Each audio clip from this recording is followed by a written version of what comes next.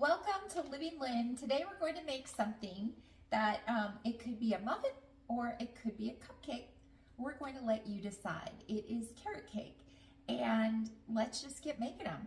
So in here I have some flour, some baking soda, some baking powder, and salt. Those are my dry ingredients. In here I have some eggs. To that we're going to add some brown sugar, some white sugar, and the cinnamon and nutmeg technically should have gone in there, but it ended up in here in my pasta prep. It's fine, don't worry about it. To that we're going to be adding some oil, canola, vegetable, whatever you have, a little bit of vanilla.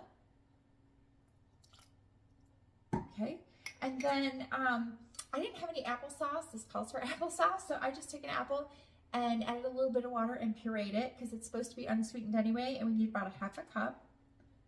You could also use some crushed pineapple. That's cool. You know, you just got to work with what you have. All right, I'm going to give this a mix. We're going to take our wet ingredients, pour it into our dry ingredients. I know I had it somewhere. There it is, my spatula.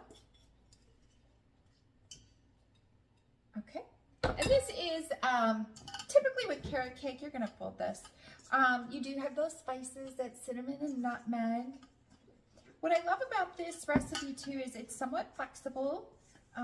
And when we get down to it, I'll tell you what I'm talking about. Our oven is preheating to 350 degrees. Okay. You know what? I'm going to add the rest of this apple because it's a little bit thick. Okay, now you can see what that looks like. Now at this point, you can fold in your carrots. And this is kind of cool because my mom gave us a bag of carrots she couldn't use. So we're going to fold those in. And then this is where you get to decide what you want to do. You can add some raisins. I'm going to add some walnuts. You can add some coconut. Fold that right in. And then I'm going to show you how we put it in the muffin tin. Okay, so all I did is take a spoon, scoop it, and put it in there like that, into the oven for about 20 to 22 minutes. All right, these are out of the oven, and I have them cooling on a rack. It smells so good. Okay, now here's what's the difference between, is it a muffin or a cupcake?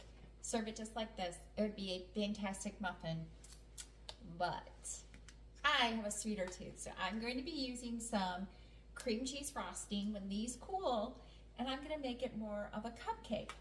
That being said, I will include a homemade recipe for cream cheese icing, but this, it's a better shortcut for me.